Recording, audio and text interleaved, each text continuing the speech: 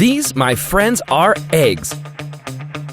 A little while ago, I looked at just about every way you could cook a chicken egg, but that just made me curious about all the other types of eggs out there. How different is a chicken egg from an ostrich egg? How different is a bird egg from a fish egg? And most importantly, how do they all taste? Today, we're going to look at 12 different types of eggs from 12 different animals and use them in 12 distinctly different dishes. Through this, we'll discover what makes each of these eggs unique. I'm Amiel Stanek, editor-at-large at Bon Appétit, and this is 12 Types of Eggs. Let's start with some basics. An egg is a vessel meant to nourish and protect an animal's offspring until it's better capable of surviving on its own.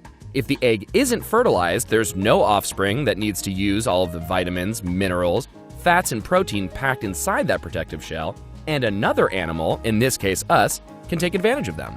The egg that we're most familiar with is the chicken egg. Before being domesticated, the wild precursor to the modern chicken might lay around 10 to 15 eggs a year. But through selective breeding and the use of artificial lighting and temperature management, that number has soared to 250 to 300 a year. Chicken eggs come in all different sizes, but an average large egg weighs around 55 to 60 grams. They also come in a whole rainbow of colors. Some people have an idea that brown eggs or green eggs are somehow inherently healthier than white eggs, but in reality, the color of the egg doesn't have anything to do with the quality of the egg. The color is determined by the breed of chicken. Leghorns lay white eggs, Rhode Island Reds lay brown eggs, and descendants of the Araucana breed lay blue or green eggs. Let's take a look inside, shall we? The inside of a chicken egg is pretty much equal parts yolk and white.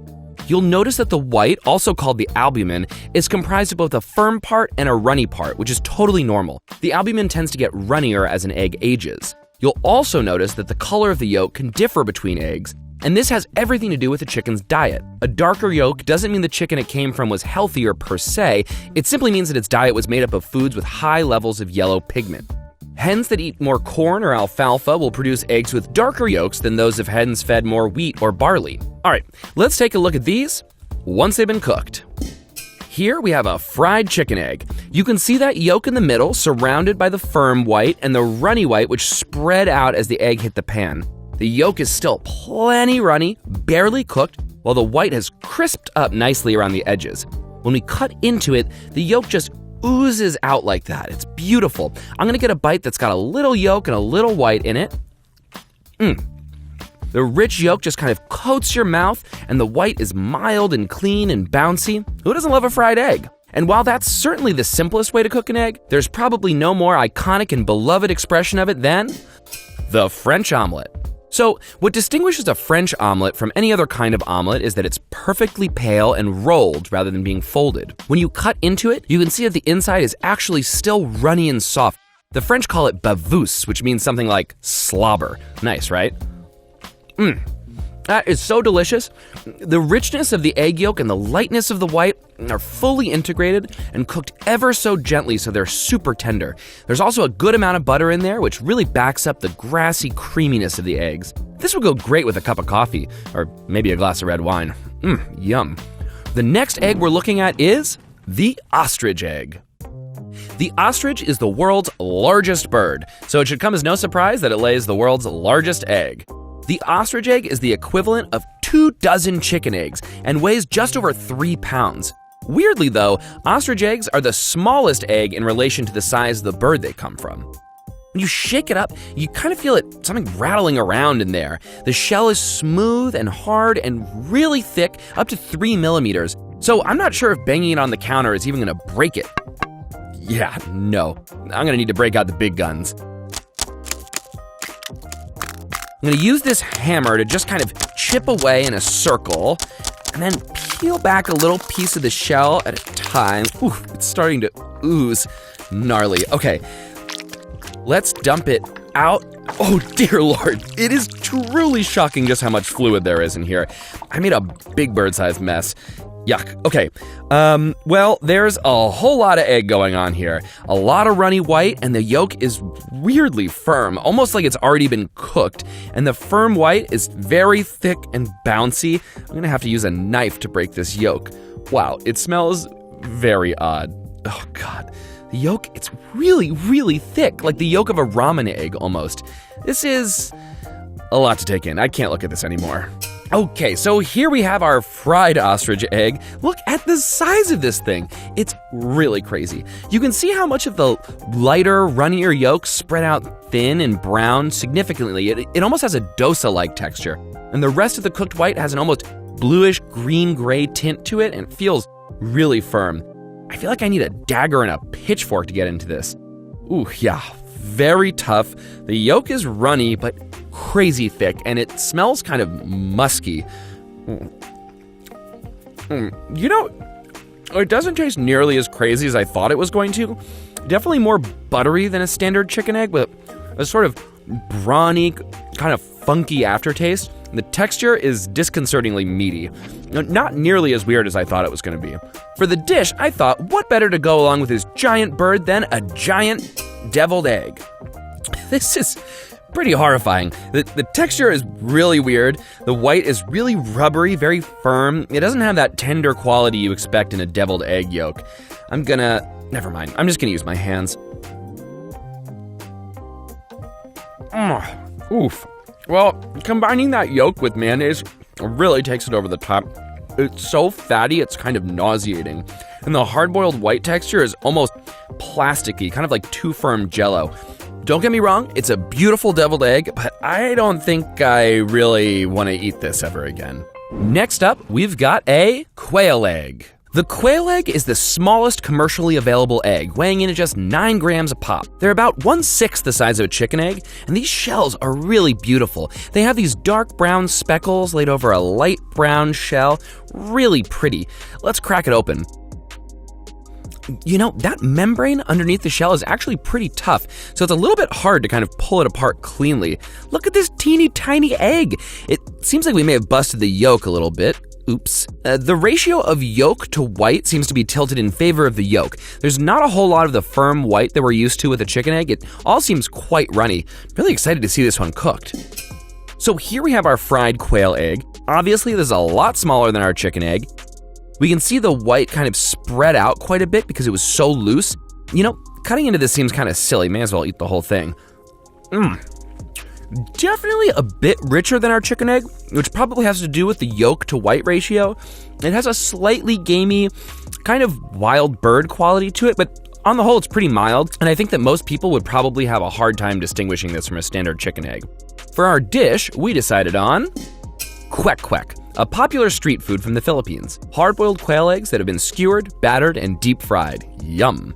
This coating is really something else. It's orange because it contains magic sarap, a common Filipino spice blend. We're just gonna take one of these off the skewer, go ahead and dip it into our tangy sauce. It's really tasty. The batter's a little bit chewy, which is cool contrast with a slightly bouncy hard-boiled quail egg. The yolk is a little bit chalky, and that's because it's challenging to boil such a small egg without overcooking it. But honestly, I'm not tasting a ton of egg here because the flavor of the batter in the sauce is pretty strong. It seems like the quail eggs are more of a novelty here than anything else. It's fun to snack on a bunch of tiny eggs. Makes me feel like a giant. Okay, next we're gonna look at the rhea egg. The rhea is a bird that looks similar to an ostrich, only it's a little bit smaller and is native to South America rather than Africa.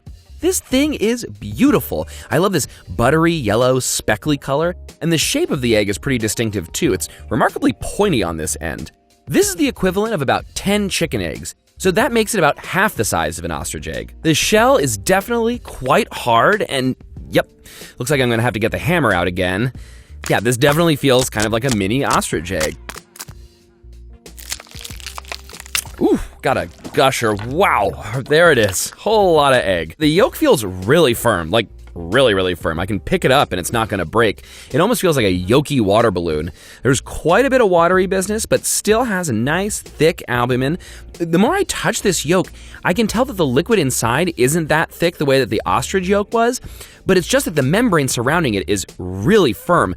When I pierce it, the liquid just kind of runs out and has the thickness of an over-medium chicken egg yolk. Wild. Well, now that I made a big mess, let's fry one up. This fried rhea egg kind of looks like you put a chicken egg in some kind of enlarger machine. How perfect does that look? The albumin stayed nice and tight, but it does have a slightly gray-blue sort of sheen to it. and it's sort of wrinkly looking. Let's get ourselves a slice.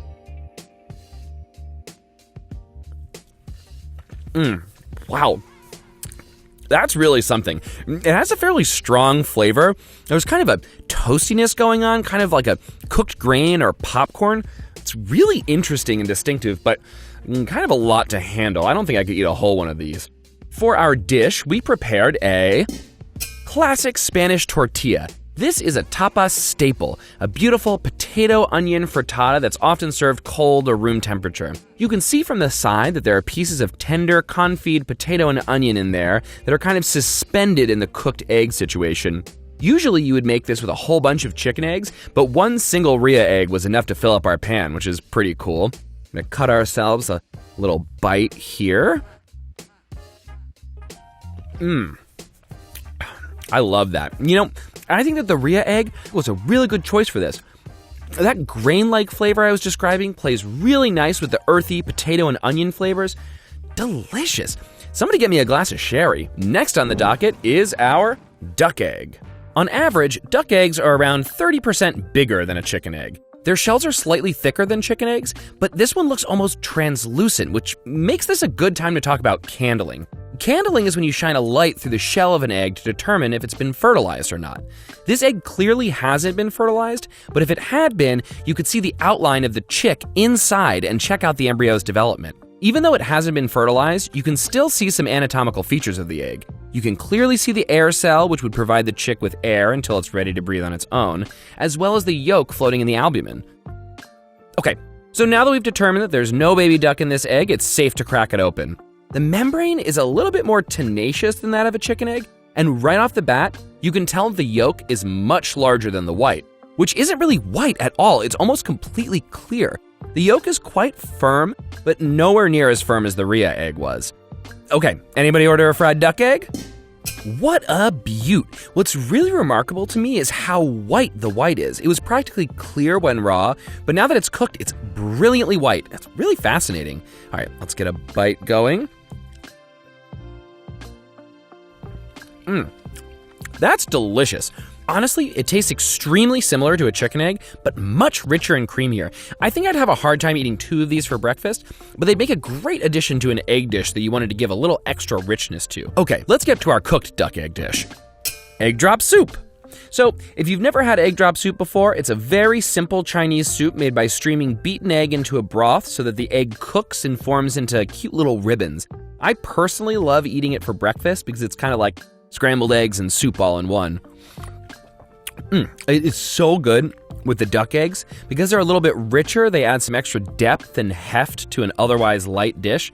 I'm into it. So now that we've looked at duck, goose.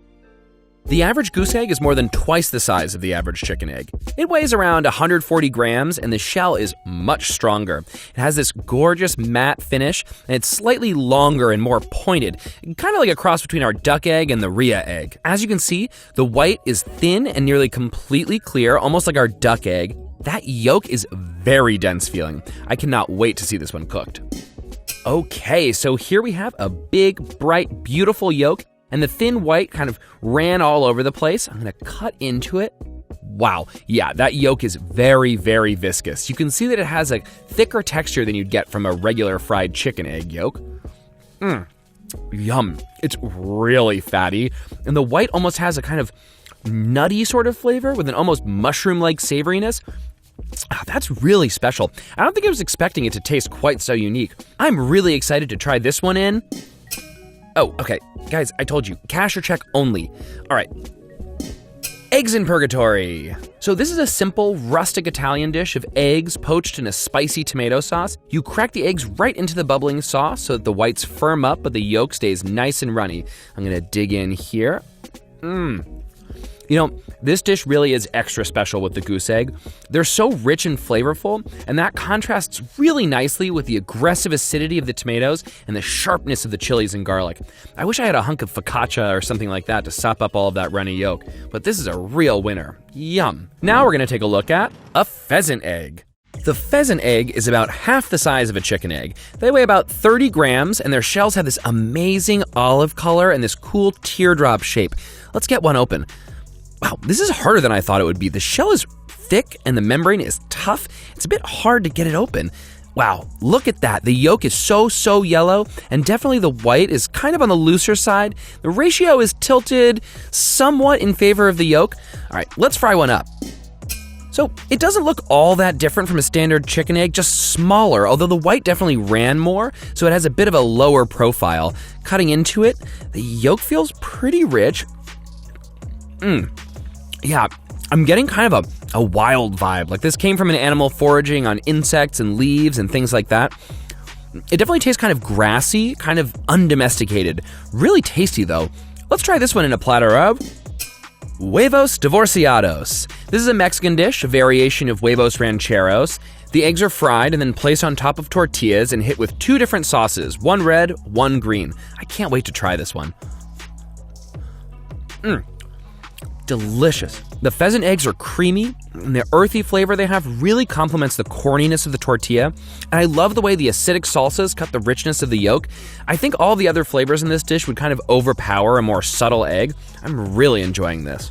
Next on our lineup is a guinea hen egg. The guinea hen is a tough bird. While they are domesticated, they're a lot wilder and scrappier than your average backyard chicken, and they're much better suited to extreme climates. This shell is really pretty, brown with this kind of uniform speckling all over, and it's a little smaller than our pheasant egg. Let's get this one into the dish. Wow, this feels almost impossible to open. You know, guinea hens have a habit of hiding their eggs, so I guess that extra tough shell comes in handy. Definitely yolk heavy, kind of shiny, and the white is quite firm here. Haven't seen a lot of that today. Almost no runniness at all. It's similar to a chicken egg in that way. Excited to try this one cooked. Wow, this almost looks like one of those fried egg-shaped gummy candies. It's so perfect, it almost looks fake. The white is thick and mounded tightly, not runny like our other eggs. Big yolk energy here. I'm just gonna take this one whole. Super creamy. On the richer side, but definitely lighter than, say, our goose egg. This definitely has a little bit of a grassy, vegetal quality to it, but not so distinct that I'd be able to tell the difference between this and a chicken egg. Really fun though. Let's check this out in an enticing egg curry. Here we have a South Asian curry of potatoes, tomatoes, ginger, garlic, and a whole bunch of spices, and then we added our hard-boiled guinea hen eggs right at the end. It smells incredible, super aromatic. Let's get a little piece of egg here. Huge flavors here. I feel like the slightly smaller size of the guinea hen egg works well in this dish, but the flavors are so strong that they kind of overpower the more subtle qualities of the egg. The yolk is also a hair overcooked because the hard-boiled eggs cook again in the sauce, but on the whole, I really love this preparation. Time to move on from bird eggs and take a look at salmon roe. The word roe simply refers to the unfertilized eggs of fish and other marine animals. The main difference between bird eggs and fish eggs is that fish eggs don't have a shell. It's not as important for fish eggs to have a shell since they don't have to worry about staying hydrated. The other big difference is that fish eggs are smaller. Instead of laying one egg at a time, fish lay hundreds or even thousands because rather than having a mother hen to care for them, baby fish are typically left to fend for themselves, so they have a much lower survival rate. So here we have our beautiful salmon roe. Like most other edible fish eggs, these have been cured with salt as a way of both seasoning and preserving them. As you can see, these beads have an amazing orange-red color and contain a darker part that almost looks like a yolk. We're using a mother-of-pearl spoon here because certain metals can interact with the roe in a weird way that produces off flavors. I'm going to take a spoonful here. The eggs are so delicate. They just kind of burst at the slightest pressure, and this briny, fishy, umami-packed liquid oozes out. Yum. Ooh, it's so tasty. I just want another spoonful. And since salmon roe is so popular in Japan, we decided to make some sushi. This is just about as simple as it gets. A little nugget of seasoned sushi rice as a base, with a piece of dried, toasted seaweed, also known as nori, wrapped around it to form a vessel of sorts for a couple of spoonfuls of salmon roe, which is known as ikura in Japan. Down the hatch. That's a mouthful. The thing that's so beautiful about this is that the eggs have such a strong, salty flavor that pairing them with some mild, starchy rice makes a lot of sense. It really offsets all of that richness. And the nori adds a little bit of its own oceanic flavor. So delicious. You know, salmon roe is great, but when it comes to fish eggs, the undisputed champ is OSSETRA caviar. The word caviar refers to salt-cured roe from sturgeon very specifically. All caviar is roe, but only some roe is caviar. As with the salmon roe we tried, a very precise amount of salt has been added to this for taste and preservation. This is one of the fanciest, most sought-after caviars money can buy, and I'm lucky enough to get to taste some. As you can see, the individual eggs are much smaller than the salmon eggs and a lot darker in color, almost gray-green, super delicate. And to give it a taste, super salty, but there's also a pronounced buttery, kind of nutty quality. God, that's good. Sometimes when people eat caviar, they just put some onto the back of their hand, which actually warms it up slightly to make it taste more. I could eat this whole tin. You know, and while we would never cook these, we can serve them up in style. Russian style, that is. Here we have some blini, which are little yeasted pancakes, topped with creme fraiche and a nice little plop of caviar. If I'm splurging on good caviar, this is the only way I want to eat it. Simple, elegant, delicious. Gonna pop one of these right here. Amazing. The tartness of the creme fraiche is so nice with the brininess of the caviar, and the graininess of the blini mellows out the intensity of the eggs while also playing up some of its nuttiness. It doesn't get that much better than this, folks. For our next egg, we're gonna stay under the sea, but get a little bit weirder with some lobster roe. There are plenty of egg-laying fish in the sea, but we wanted to compare that to the eggs from a non-fish marine creature. This black, slimy stuff here is lobster roe. It's pretty gross looking, I gotta be honest. A lot of times, people would discard this stuff when they're cleaning a lobster, but even though it's gnarly looking, it actually does taste good, I swear. Let's cook this up. So, the interesting thing about lobster roe is that it turns a bright red when you cook it, which is why it's also known as lobster coral. If you've ever opened up a steamed lobster and found red stuff inside, this is what it is. It smells great, very aromatic. Let's give it a little taste. It's really cool. Big oceanic flavor, and surprisingly not salty at all. It tastes really lobstery, like a concentrated lobster stock or something like that. And the texture is a little mealy, but normally you wouldn't eat it in this way. It would usually be incorporated into a sauce or something like that, which is exactly what we're going to do. Voila! So here we have some lobster tails that we've steamed, halved, and then what we've made is a little bit of a lobster butter out of the roe. We simply stirred some of that green blackish stuff into some hot drawn butter, and it immediately turned red and infused it with lobster flavor. Lobster loves butter. So tasty.